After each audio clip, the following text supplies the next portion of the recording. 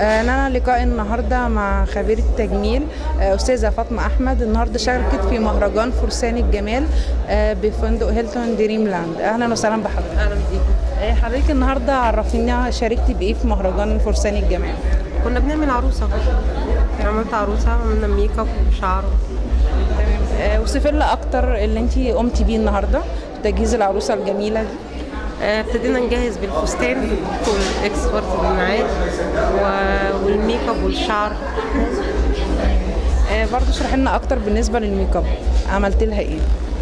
احنا البشره هنا كان فيها حبوب، فحاولنا ان احنا طبعا نداريها، نغطي الحبوب يعني، واشتغلنا على رسمه العين. وهي بصراحه الموديل اصلا لا، شغلك رائع متميز. ما كانتش محتاجه شغل كتير بصراحه. ما شاء الله.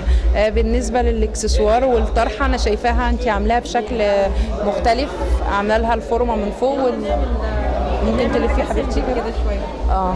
يعني عامله لها الطرحه من تحت الشعر. برضه اشرحي لي دي عملتيها ازاي يعني؟ ركبت الطرحه من تحت عشان ما تبقاش مداريه على الفورمه، عشان تبقى الفورمه والاكسسوار اللي المفروض يبقى باين. دي يعتبر موديل 2016 ولا حسب الوش؟ لا، على حسب الوش. يعني بتنصحي لما يكون الوش يكون صغير بايه ووش يكون طويل؟ انا مش هعرف اشتغل حاجه معينه في دماغي، ان انا ما فكرتش في حاجه معينه. انا لما شفت الموديل ابتديت اشتغل عليه. حسب الموديل اللي قدامك انت بتظبطي الطرحه والاكسسوار. بالنسبه للتاج الصغير ده برضو طالع موضه السنه دي؟ هو موضه وحاجه كده سيمبل يعني. عموما انا ما بحبش الحاجات الضخمه اصلا. كل حاجه بسيطه تبقى ارق، وهي مش محتاجه حاجه ضخمه.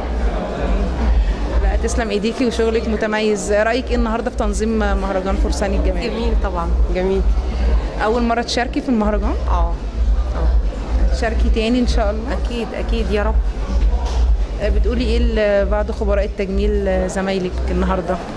كلهم ناس جمال وناس محترمين، وانا بعتز بيهم كلهم وبستفاد منهم، ما زلت بستفاد منهم ولسه. الفايده من اشتراكك في مهرجان زي كده بيهتم بالتجميل والموضه والمراه، ده بيعود عليكي بايه؟ في ناس انا ما كنتش اعرفها كتير، النهارده عرفتها وتعلمت منها حاجات كتير واحنا واقفين. بشكرك جدا وانا سعيده باللقاء مع حضرتك. ميرسي، ربنا يخليكي. ميرسي جدا.